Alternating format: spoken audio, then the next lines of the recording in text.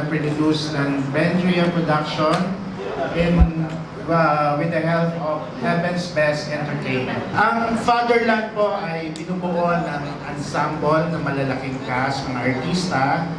Is a story of a young man, a man na hinahanap ang kanyang father. So sa kanyang paghahanap, tatlong lugar at mga kwento, iba't ibang personalidad ng kanyang tatay ang makikita niya.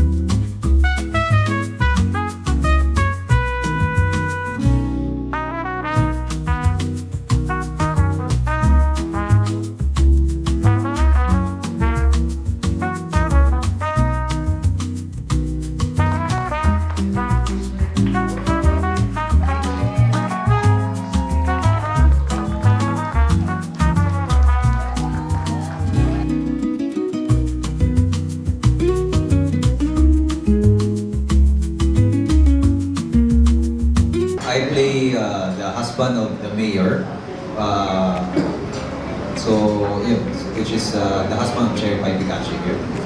Ako naman po ay, yung role ko po here is si Riza. Si Riza po ay nagtatrabaho siya sa munisipyo and I will be the way kung paano mag-meet si Inigo tsaka yung tatay niya na si Sir Allen. Tatlo yung character ko, Pamampangan, Muslim, tsaka Bakla. Doon ako medyo nahirapan dun sa gig. Pero may direct Joel kung paano niya ako kinight dun sa pangatlong character ko, which is yung Bakla. Half-brother kami dito, half-brothers kami ni Allen Dizon. Ako yung naiwan doon sa property na hindi namin binenta doon sa character ni Jeric na stroke patient at nagsasalita ng Kapampangan my first time. Ang hirap. Thank you. So yung role ko po dito is si Janet and girlfriend ako ng character ni Inigo na si Alex. And sinusuportahan ko siya sa goal niya na mahanap ang tatay niya sa Pilipinas. And siguro yun muna without sharing too much. Ako po si Vice Mayor Gwen. So yung characters, majority po ng mga eksena ko, ka-interact ko po ay yung character ni Mr. Pai Picache. So, yes. Ako naman ako playing the role of Mayor Chen. Chinese po ako dito.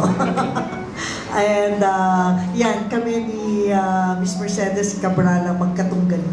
Part ako ng NGO, tapos kumpanyan ako ni Miss Ara Davao and Inigo na bumiyahe para hanapin yung father ni Inigo.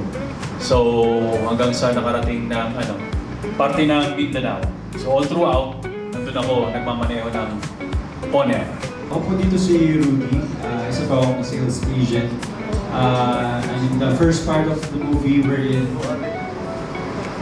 yung character ko si Rudy is isang real estate agent na siya yung kumukuha ng lupa kung saan nagtatrabaho sila, ang character nila sa Allen Dizon.